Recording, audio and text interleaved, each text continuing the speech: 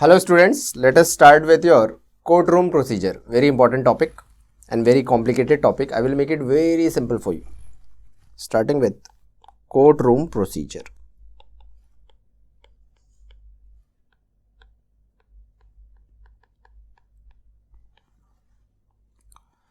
First of all, take that same example which I dealt in your starting of the chapter in the regarding definition of forensic medicine. A 40-year-old lady who has fallen from third floor. Husband alleges to the police that my wife has fallen from third floor. At autopsy, I was the autopsy doctor. I found no injuries suggesting this case to be a case of fall from height. I found 3 big incised wounds over forehead. So 40-year-old lady who has fallen from third floor, according to the history, the case was initially an accidental case. It was turned into a homicidal case with the prime accused being your husband of the wife. He used a heavy sharp cutting weapon like an axe actually the axe was used in that case. So the dead body has come to me, suppose for autopsy purpose. I will do the autopsy, I will make the postmortem report mentioning 3 big incised wounds with cut fractures of underlying skull bone. Now after I will submit my postmortem report to the police and I will hand over the dead body. After postmortem, the dead body is handed over to police by us, not to the relatives. We have got the dead body and the papers from police. We will hand over the same to the police. Now the police will hand over the dead body to the relatives. This was your question of All India. After postmortem, a body is handed over to concerned IO of the case. Okay. Suppose everything has finished from my part. Now the police part is, the police will attach the postmortem report. They will turn the case in their charge sheet. They will, in the FIR, it will be changed from an accidental case to a homicidal case. So 302 IPC, which deals with your punishment for murder, will be 302 charges will be framed against the husband. Now there will be 2 parties. Now the case will finally go to the courts. In the court, in the center place is your judge. Okay. On one side, suppose on my right side is your victim side, the female who has died due to the attack by the husband. Victim side is also called by different names. Victim is also known as complainant or plaintiff. They will have a lawyer to present their case in the court of law. The lawyer of victim side is called public prosecutor. In Hindi, we call it Sarkari Vakil. On my left side, the other party will be there. Who is the other party? The accused party or the husband in the said case. So accused will now have to defend himself because the cases, charges have been framed against him under 302 IPC. He will be the person who will be defending himself. So to defend himself, he will take the help of a lawyer. So the lawyer of accused side or defendant side is called defense lawyer. He will be defending the accused. So these are the parties. In the center is the judge.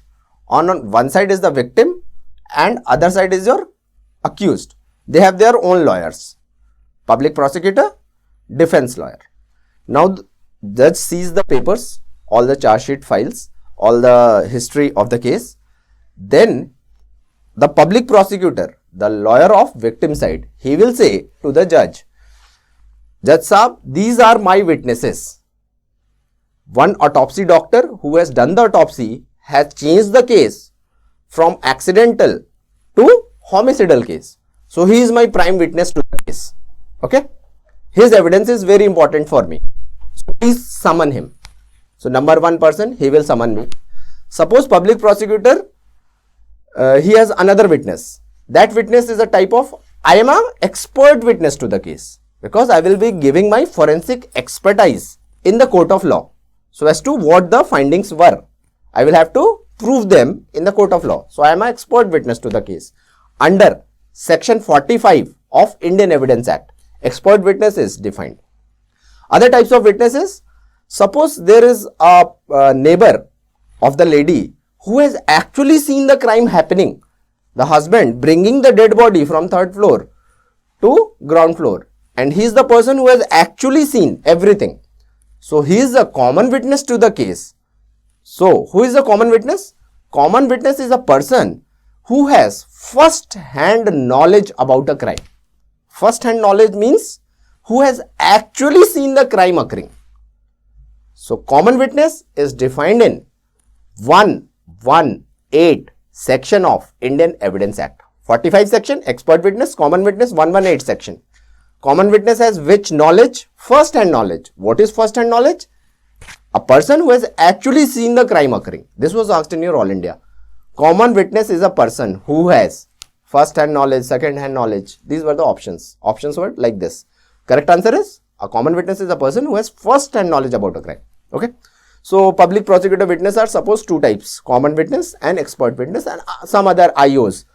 The history will be given by the IO that the husband called us and told us that the case is a fall from height, but during investigation it was found that it is not a case of fall from height. So, he will be the third person, the public prosecutor's witness. So, he will call 3 or 4 witnesses. Now, this defense lawyer has to defend the case of the husband. He has to protect the accused party. He will bring his own witnesses. He will recommend the judge that these are my witnesses. Please summon them. So, after hearing the plea of the lawyers, judge will issue summons to the witnesses. Suppose I receive a document which compels, where it is written, Dr. Vishwajit Singh, you have to come to Karkarduma Court, Delhi on 10th of February, 2 p.m. in afternoon. Okay. So, my purpose is I will attend the court. Okay. So, what is that document or paper? That is called summon. Summon is a document. First, I will give you a briefing. Then I will make you write all the things. Summon is a document compelling attendance of witness in court of law on a particular date and time. Purpose? For the purpose of giving witness. For the purpose of giving evidence. Because I am an expert witness to the case. Okay. So, judge issues summons. All the witnesses arrive court on their particular date and time, which is mentioned in the summon. Suppose I go to the court. What will happen? Judge will say, Doctor, please take the oath. Because without oath, recording of evidence cannot be done. Okay? Recording of evidence is not done. Then, regarding oaths, there are some points I will make you write. After suppose I administer oath, what will happen? I was called by public prosecutor. So, he has all the rights to do my first examination or first recording. He has the right to record my evidence first. So, what is that first examination called as? That is called direct examination or examination in chief. I was called by public prosecutor. He will do my first examination, that is direct examination or examination in chief. Okay. I will give the details of the postmortem report and whatever things are asked to me by the public prosecutor. After this, I will be cross-examined by other side lawyer. Who is the other side lawyer? Defense lawyer. So, my cross-examination will be done by the other party. Okay. So, cross-examination will be done. Now, this defense lawyer has a privilege in law. He can ask some questions to me which are answerable in yes or no manner. Such questions are called leading questions. All questions which are answerable in yes or no. Suppose the defense lawyer asks me, Doctor, whether you conducted the postmortem yourself or not. I will say, yes, it was conducted by me, yes or no. These are leading questions. Public prosecutor cannot ask leading questions. Except in which cases, during examination in chief, leading questions can be asked. If that exception is, if a witness turns hostile, leading questions can be asked during examination in chief. Okay. So, first type of examination is direct examination. Second is cross examination. Third type of examination is, suppose I uttered something which took away the case from victim side. Now, this public prosecutor has all the rights to re-examine me. This is called redirect examination. And last part of courtroom procedure is court questions. Question was asked in one of the exams. What do you mean by court questions? Questions asked by judge at any time of judicial proceeding. Judge can ask any question from any witness. In that said case, judge asked me 4 or 5 questions regarding, like he asked me, Doctor, please tell the court whether this case appears to be a case of fall from height in written. So I wrote the case is not a case of fall from height. It is actually a homicidal case based on absence of injuries all over body. Why homicide? Because of 3 major injuries in the form of incised wounds along with cut fracture of the skull bone. This is not possible by fall from height. Okay. So all these questions which were asked by judge are court questions. So let us write down courtroom procedure. On one side is your victim. Victim side is also called as complainant.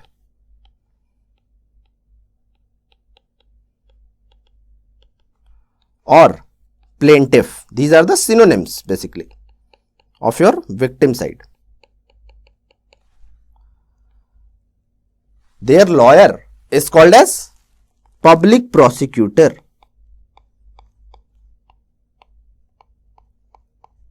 In Hindi, we call them Sarkari Vakil. On the other side, you have accused, who is also called as defendant,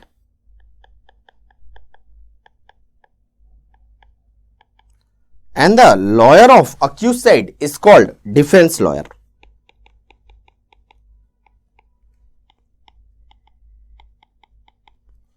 In between is your judge.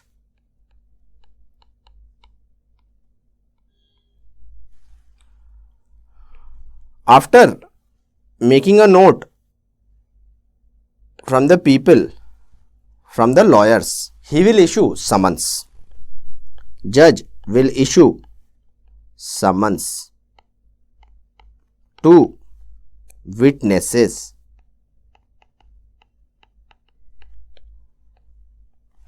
He will issue summon to witnesses. Then what are the types of witnesses you should know to solve your questions? Number 1 is common witness. Who is a common witness? A person who has first-hand knowledge about a crime. A person who has first-hand knowledge about crime. This simply means who has actually seen the crime. A person who has actually seen the crime by his eyes. And common witness is defined in which section of law? It is defined in 118 section of Indian Evidence Act. Defines common witness.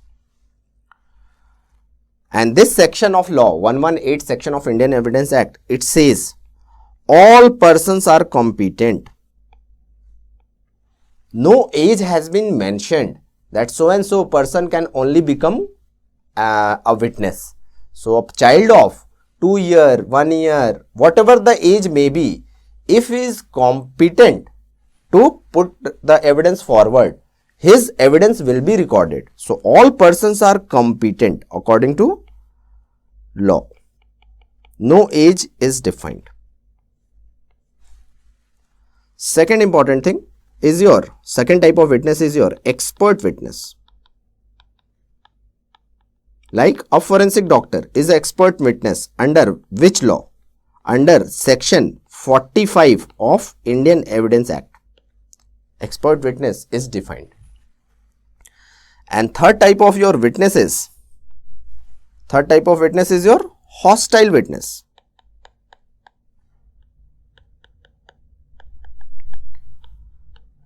A hostile witness is a person who has turned away in court. Turned away from which thing? Turned away from his previous statements. Turned away in court from his previous statements. All such witnesses are called hostile witnesses. Important thing, in case of hostile witness, leading questions can be asked by the lawyer who has called him. Okay. Suppose the defense lawyer has brought forward a witness. His first examination will be done by the defense lawyer, that is examination in chief. Now, if the witness is a hostile witness, leading questions will be asked by defense lawyer itself. If a witness has been called by public prosecutor, suppose forensic expert has been called by public prosecutor, I have turned hostile. Leading questions in such scenario will be asked by public prosecutor during examination in chief. This is the exception. Can be asked by lawyer who has called the witness. So, during which examination these questions will be asked? Leading questions during examination in chief. This is the single exception, or direct examination. Let us now come to the three types of recording. After the types of witnesses, what will happen? Oath will be administered. Oath administration is must. Oath is administered because without oath taking, evidence won't be recorded in court of law. Now, there are some exceptions of oath administration. These are important. A child less than 12 year person, no oath is administered. These are your exceptions. And second exception is a atheist person. Normally what we say in oath, in the name of God, whatever I will speak, it will be truth. Now there are some people who don't believe in God itself. They are called atheist. So in case of an atheist person, it is recommended that you should solemnly affirm on yourself. So they will say, I solemnly affirm. Without taking name of God, they will solemnly affirm, and this is acceptable in court of law. Okay. So no oath is administered to a child less than 12 years. Okay. After this oath, what will happen? The recording of evidence will start. Recording of evidence will start. And first type of recording will be or first type of examination will be examination in chief.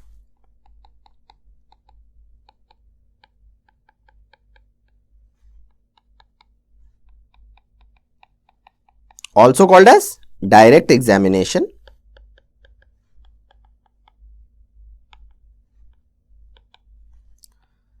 In the said example of lady falling from third floor, I was called by public prosecutor, so he will do my first examination.